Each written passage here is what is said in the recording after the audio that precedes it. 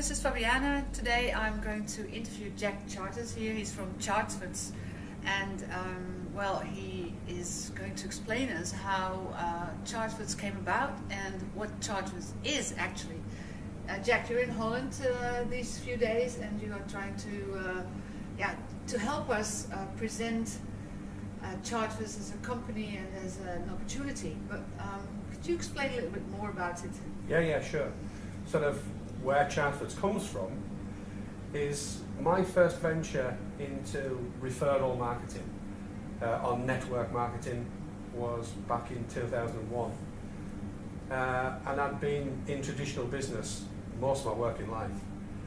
And I found referral marketing was the most natural form of marketing I'd ever seen.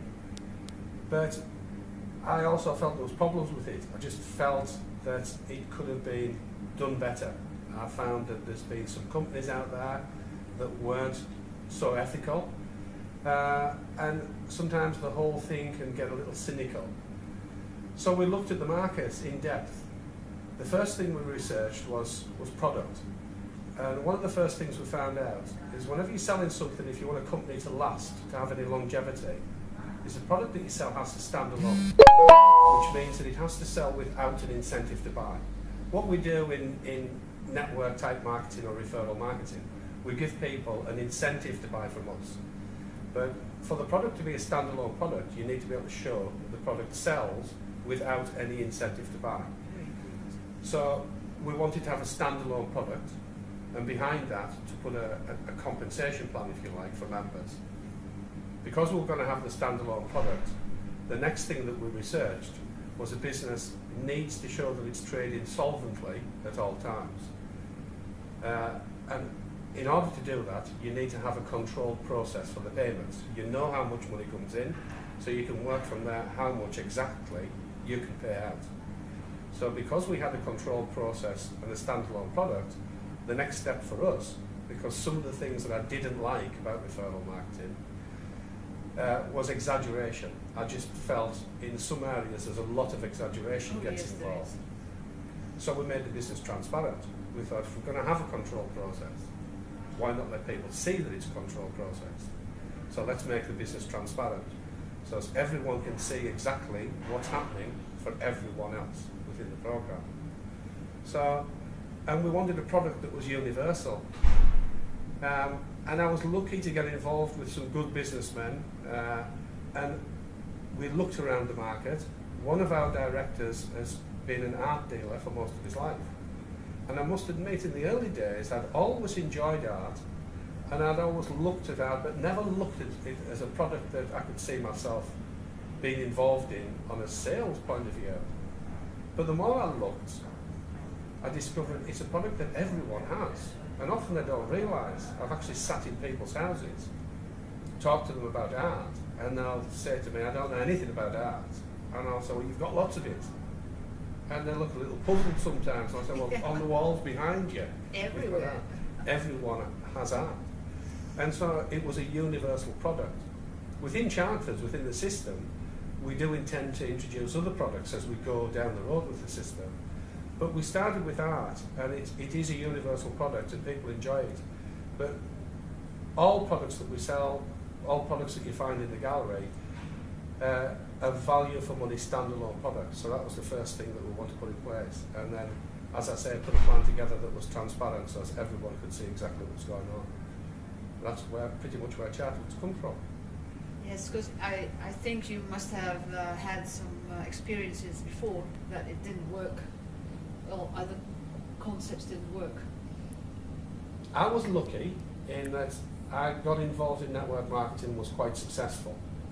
But because I'd got involved in network marketing, I met a lot of other people that had been involved in network marketing and heard a lot of stories about things that had happened in the past. I actually saw some really good network marketing people that had built huge businesses, and then the business disappeared. Business sold out, or they changed the rules. And to me, it was always part of the easiest way for me to put it.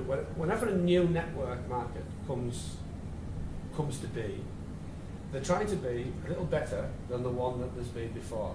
So they'll try to pay out a little more than the last one did. And they may be even trying to pay out more than they can actually afford to pay out. So as they start getting down the road, as the network starts to progress, it starts to get a little bigger, they have to change the rules. Or the expression that I found was used a lot for it was they move the goalposts. So it's harder to score a goal or harder to earn money. And the reason for that is the payment process wasn't controlled to begin with. And that again takes us back to the control process, and everyone can see that the payments that we make are always affordable to the company. There were just things that I learned as I went along. There was other expressions that I came across. The 80-20 rule was a great one for me. And it was just something, I kept getting told you can't break the 80-20 rule. And I'm saying, well, what is this 80-20 rule? And the truth is that in a traditional network market or referral market system, and people don't usually tell you this, that 80% of people that join don't actually earn anything because they don't actually sell anything or recruit anyone. It's made to sound very easy, so they join thinking that they're going to go out and gather lots of customers. And people often make the mistake, they'll target what I would call an opinion leader in the family. Uncle Joe has been self-employed for the last 20 years, he runs a company, he employs lots of people. If I get Uncle Joe involved in my business, I'll earn a lot of money. But Uncle Joe's very successful in what he does, he's not interested in looking at another business. So I go and see Uncle Joe, and Uncle Joe's not interested, doesn't join. I maybe come home and not give up. People sometimes just give up so easily. So I thought, well, you can break the 80-20 rule. It's easy to do, which is you can put a system together where people can actually earn without selling or recruiting someone. So we put a system together where passive people can earn. Because not only does the 80-20 rule mean that on average only 20% of people that join any given network or system earn money, but the 80% that don't, a percentage of those can become an enemy to that type of business. And the people don't often take responsibility. Let's say, well, I'm not so young now, but as a young guy I may have joined a network, got all excited because the presentation that was given to me made it sound really easy. Decided I was going to go and recruit lots of people, failed in doing so. The first 2 people I spoke to said no, so I gave up. I threw all you join a lot of businesses, you buy videos and things to set you off. I throw them all in the back of the drawer and that's it, I give up. But often I don't take responsibility that I gave up too easily. I start to say, that business is rubbish. That business is a scam, it's a rip-off. And if I'm talking to people later on, I may well say, if I find someone's going to have a look at this particular business, I may well say to them, I wouldn't bother. I joined that 2 years ago. I found it a total waste of time and I lost my money. I don't actually say that I wasn't very good at it and I didn't manage to recruit anyone or sell anything. So we just wanted to make a business that was different, where you didn't build the enemies, where people can join, even if they don't actually sell anything or recruit anyone, can still earn from the program. And what we've found is that the people that do start to earn passively become active members. The vast majority of them become active members. So it gives everyone, it gives that knock-on effect, that rather than concentrating on 20% of people that's active, the activity level within the business expands and becomes bigger, so the percentage that's active tends to grow. And do you think that is the power of Chartfords? Yeah, I think, some of the reasons that make the business powerful are included in those reasons that we put it together. And we just wanted to keep it clean. So you would say this is actually a business that anybody could do? Yeah, I do. Yeah, I have a friend that has his 1-year-old daughter on his chat room on Facebook, and she's earning from Chartfords. So, I think anyone can do it. Yeah, that's very cool. And do you think that everybody would be interested in art? Because sometimes we hear, well, art is in such a niche. Do you think? But actually you make it quite approachable now. Yeah, it is a vast market. It's a massive market. A lot bigger than I ever thought it was. Quick Google search, put Artgallery in a Google search and it will bring millions back to you. It is a vast market. I think the market now is estimated to be worth about 65 billion a year spent on art each year. Art on the internet is a small percentage of that, but more and more people are becoming confident in buying from the internet nowadays. The internet's actually been a growing market, even though there's been a worldwide recession over this last few years. Year on year, sales on the internet have increased even through that recession. So people are becoming much more comfortable. They find it easier. You can browse at your leisure through any shop or a gallery in our case. You can spend as much time looking. We do a return policy. If you buy something from us, you don't like it when it gets delivered, you can return it to us. It's a 14-day, no quibble, money back guarantee. So it's just getting people comfortable in buying from the internet. Yeah. And you send it from to anywhere in the world, right? Yeah, yeah, we do. And I've seen there are paintings, there are oil paintings with frames already, and these are really the real artists. Oh yeah, there's originals on there. The originals are all by known artists. Most of them, well, a lot of them are antique as well, those originals that's on there. A lot of artists in the gallery now. We have a real big range of artists. There's hundreds of artists involved now. 2 years ago, I think there was 11 artists involved. And we literally use hundreds, and we have artists contacting us on a regular basis now. But there's some very famous artists involved in the gallery, and emerging artists, so there's a vast range of work that's in there. And there's usually something in there that suits almost anyone. We've all got our individual taste, but it really is a vast gallery now. Yeah, and the artists, how do they respond to Chartfords? Artists enjoy exposure.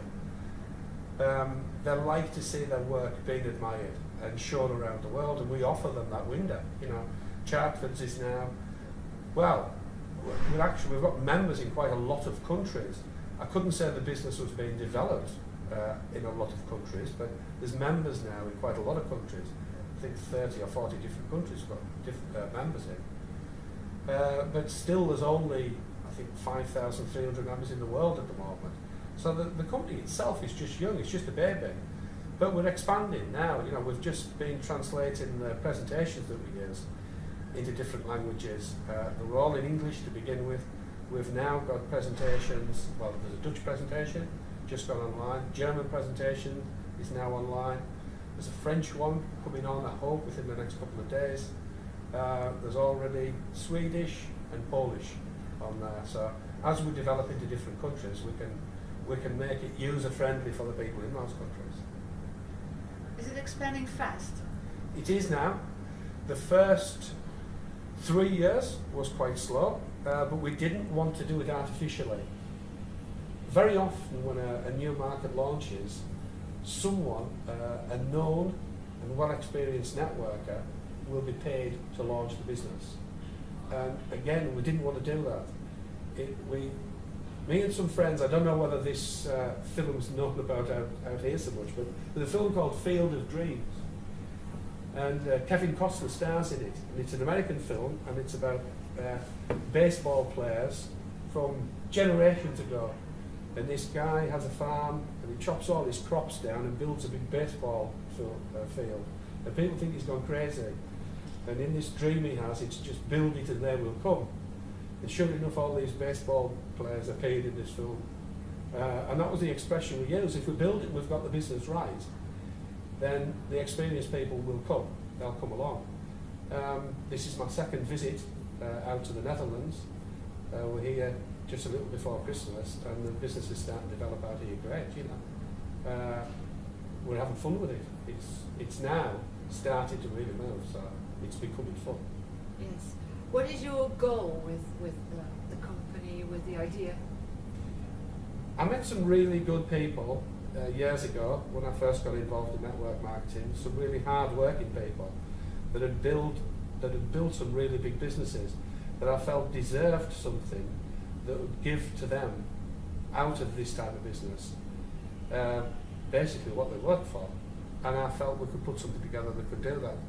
I really do believe myself that we will finish up having some of the highest paid networkers in the world will be part of Chartfords in the future. Yes, I can imagine that, because last night you showed us an example of how payments can go. I mean, and that could be daily payments. Oh yeah. We have people now that earn daily from the business. There's some Long John is a great member.